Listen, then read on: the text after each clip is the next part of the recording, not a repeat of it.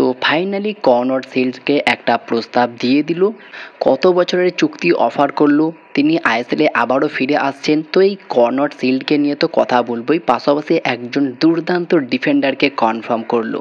এবং এছাড়াও আমরা কথা বলবো মোহনবাগানের এসিএল 2 এর প্রথম ম্যাচ নিয়ে। সেই ম্যাচ নিয়ে আমরা কথা বলবো, মোহনবাগানের একটা নতুন লাইন আপ নিয়ে আমরা কথা বলবো। তো ভিডিওটা খুবই ইন্টারেস্টিং হবে, শেষ পর্যন্ত দেখতে থাকো। আর এই চ্যানেলে প্রথমবার এসে থাকলে সাবস্ক্রাইব করতে একদমই ভুলো না। তো চলো শুরু করা যাক।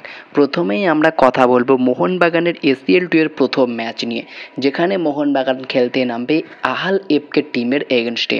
আর এই ম্যাচটা হতে চলেছে 16ই সেপ্টেম্বর। মোহনবাগান তাদের ঘরের মাঠেই খেলতে নামবে তাদের প্রথম ম্যাচ, যেটা মোহনবাগান টিমের জন্য একটা বড় অ্যাডভান্টেজ। আর এই আহাল এফকে টিমের খেলা তো আমরা আগে দেখিনি, তবে মোহনবাগানের এগেনস্টে আমরা খেলা দেখতে পারবো। তবে টিমটা যে খুবই কোয়ালিটি এবং শক্তিশালী দল সেটা কিন্তু নয়। মাত্র 3 কোটি টাকার স্কোয়াড ভ্যালু, যেখানে মোহনবাগানের একটা বিদেশি স্ট্রাইকারের দাম তার ডবল। তো অবশ্যই বুঝতে পারছো মোহনবাগানের থেকে তুলনামূলকভাবে স্কোয়াড ভ্যালু কম এবং টিমটা কিছুটা কমা, যার ফলে আমরা আশাবাদী হতেই পারি যে এই ম্যাচটা মোহনবাগান সহজেই জিতে যাবে। এবং যদি আমরা এই ম্যাচের লাইভ নিয়ে কথা বলি, এই ম্যাচের লাইভ তোমরা ফ্যান কোড অ্যাপে দেখতে পারবে। তাছাড়াও কিছু ইউটিউব চ্যানেলে ফ্রিতে লাইভ লিঙ্ক দিয়ে থাকে, তোমরা সেখানে গিয়েও দেখতে পারবে।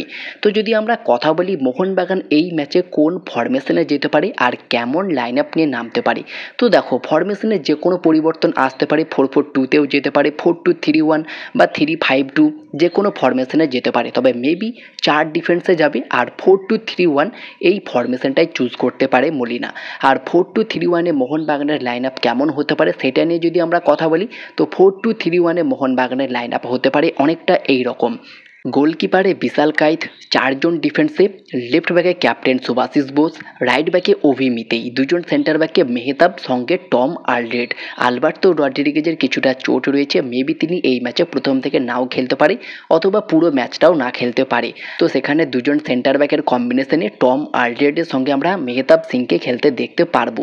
2 জন ডিফেন্সিভ মিডফিল্ডার নিয়ে যদি আমরা কথা বলি, সেখানে অবশ্যই আপুইয়া প্রথম থেকে স্টার্ট করবে, সাথে সাহাল অথবা দীপক তাংড়ি, যে কেউ স্টার্ট করতে পারে। তবে সাহালকে স্টার্ট করালে অনেক বেটার হতে পারে আমি মনে করছি। তো এখানে আমি আপুইয়ার সঙ্গে সাহালকেই রাখলাম। 3 জন অ্যাটাক পজিশন নিয়ে যদি আমরা কথা বলি, তো লেফট উইঙ্গার থেকে আমি চাইবো রবসন রবিনো খেলুক। তো রবসন রবিনোর প্রপার পজিশন এটাই, কিন্তু লেফট উইঙ্গারেই তিনি কিন্তু খেলে থাকেন, তার মেইন পজিশন। আর অ্যাটাকিং মিডফিল্ডে মানে নাম্বার 10 পজিশনে দিমিত্রি পেত্রাতসকে খেলানো হোক, কারণ রবসন রবিনো এবং দিমিত্রি পেত্রাতসের একটা দুর্দান্ত কম্বিনেশন আমরা এফসি গোয়ার সঙ্গে যে ফ্রেন্ডলি ম্যাচটা খেলেছিল মোহনবাগান, সেই ম্যাচে আমরা দেখেছিলাম। সকালের ভিডিওতেই তোমাদেরকে সেই ফুটেজ দেখিয়েছিলাম। তো বুঝতেই পারছো তাদের মধ্যে ধীরে ধীরে একটা বোঝাপড়া বা একটা ভালো কম্বিনেশন, একটা যুগলবন্দি কিন্তু তৈরি হচ্ছে। তো আমি চাইবো মোহনবাগান প্রথম ম্যাচে রবসন এবং দিমির জুটিটাকে কাজে লাগাক। তো সেখানে অবশ্যই লেফট উইং থেকে রবসন রবিনো, অ্যাটাকিং মিডফিল্ডে দিমিত্রি পেত্রাতস, আর রাইট উইংয়ে মনবীর সিং। এই কম্বিনেশনটাকে ইউজ করলে অনেক বেটার হবে। আর আপফ্রন্টে স্ট্রাইকারে জেসন কামিংসই কিন্তু প্রথম থেকে স্টার্ট করতে পারে, কারণ ম্যাকলারেন এখনও পর্যন্ত পুরোপুরি ফিট নয়, যার ফলে 90 মিনিট তিনি খেলতে পারবেন না। তাকে পরে অ্যাজ এ সাবস্টিটিউট হিসাবে মাঠে আনতে পারে। তো ঠিক লাইন আপটা এরকমই হতে পারে। তো যেরকম হলো আরও একবার তোমাদেরকে দেখিয়ে দিই।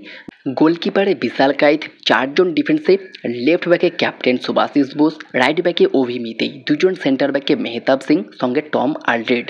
আর 2 জন ডিফেন্সিভ মিডফিল্ডারে আপুইয়া সঙ্গে সাহাল আব্দুল সামাদ, 3 জন অ্যাটাক পজিশনে রবসন রবিনো লেফট উইঙ্গার থেকে, রাইট উইং থেকে মনবীর সিং, একজন অ্যাটাকিং মিডফিল্ডার অথবা নাম্বার 10 পজিশনে দিমিত্রি পেত্রাতস, আপফ্রন্টে স্ট্রাইকারে জেসন কামিংস। ঠিক এমনই লাইন আপ নিয়ে কিন্তু নামতে পারে, তবে অবশ্যই পরিবর্তন হবে। মলিনা কিন্তু পরীক্ষা করে নিতেই পারে, কিছু চেঞ্জেস দেখলেও আমরা দেখতে পারি। তবে এই লাইন আপে থাকা 90% প্লেয়ার কিন্তু প্রথম 11-এ খেলবে, এটা তোমরা ধরে নিও কনফার্ম। এরপরে যদি আমরা কথা বলি কোন দুর্দান্ত ডিফেন্ডারকে কনফার্ম করলো, তো সেই ডিফেন্ডারের নাম হচ্ছে মোহাম্মদ হামাদ, যিনি লাস্ট ইয়ার এফসি গোয়াতে যোগ দিয়েছিলেন রিয়েল কাশ্মীর এফসি থেকে। আর এই মোহাম্মদ হামাদকে নিয়ে যদি আমরা কথা বলি, তিনি একজন ভারতীয় সেন্টার ব্যাক, আর তাকে কিন্তু ফাইনালি এফসি গোয়া থেকে সই করিয়ে নিয়েছে আই লিগের ক্লাব শ্রীনিধি ডেকান। এবং একটা লং টার্ম ডিলে সই করেছে এই মোহাম্মদ হামাদ। 2028 সাল পর্যন্ত একটা চুক্তি কিন্তু করেছে এই মোহাম্মদ হামাদ শ্রীনিধি ডেকান এফসির সঙ্গে। তো তাকে আমরা এবার আই লিগের ক্লাবে খেলতে দেখতে পারবো এবং অফিসিয়াল কনফার্ম হয়ে গিয়েছে। এরপরে যদি আমরা কথা বলি কনর শিল্ডকে নিয়ে, তো কনর শিল্ড কিন্তু ফাইনালি আইএসএলেই ফিরছে। এর আগের ভিডিওগুলোতেই আমি আলোচনা করেছিলাম যে কনর শিল্ড তিনি কিন্তু আইএসএলেই ফিরতে পারে, যার ফলে তিনি অন্য কোনো বিদেশি ক্লাবে যোগ দিচ্ছেন না। এই জন্যই তিনি উইদাউট ক্লাবে ছিলেন দীর্ঘদিন। তো ফাইনালি আইএসএলেরই একটি ক্লাব তাকে কিন্তু প্রস্তাব দিয়ে দিয়েছে, 1 বছরের চুক্তি অফার করেছে।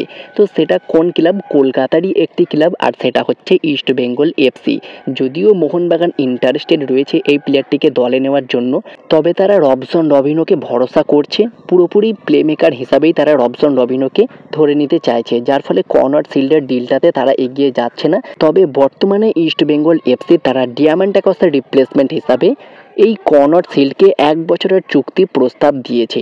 তো খুব সম্ভবত কনর শিল্ডের ডিলটা ইস্ট বেঙ্গল ডান করতে চলেছে। আর কনর শিল্ডকে তোমরা জানো একজন 28 বছর বয়সী স্কটল্যান্ডের অ্যাটাকিং মিডফিল্ডের পাশাপাশি তিনি কিন্তু সেন্ট্রাল মিডফিল্ডার এবং সেকেন্ড স্ট্রাইকার, সেন্টার ফরওয়ার্ড এই সমস্ত পজিশনগুলোতে দারুণ খেলতে পারে। তো ইস্ট বেঙ্গলের জন্য একটা কোয়ালিটি সাইনিং কিন্তু হতে পারে এই কনর শিল্ড।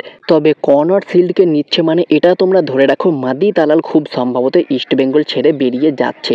এটা কিন্তু খুব দ্রুত অফিসিয়াল অ্যানাউন্সমেন্ট হয়ে যাবে কনর শিল্ডের ডিলটা ডান হয়ে গেলেই। তো ফাইনালি কনর শিল্ডকে আমরা আবারও আইএসএলে দেখতে পারবো। তিনি কিন্তু যোগ দিতে চলেছেন খুব সম্ভবত ইস্ট বেঙ্গলেই। ইস্ট বেঙ্গল কিন্তু চাইছে একান্তই কনর শিল্ডকে দলে নিতে। তো তোমাদের কি মনে হয় কনর শিল্ড ইস্ট বেঙ্গলে আসলে কতটা বেটার হবে সেটা তোমরা কমেন্টে জানিও। তো এই ছিল আজকের ভিডিওটি ভালো লাগলে লাইক শেয়ার কমেন্ট করে দিও। আর এই চ্যানেলে যারা প্রথমবার এসেছো সাবস্ক্রাইব করতে একদমই ভুলো না। তো দেখা হচ্ছে নেক্সট ভিডিওতে। Bye bye.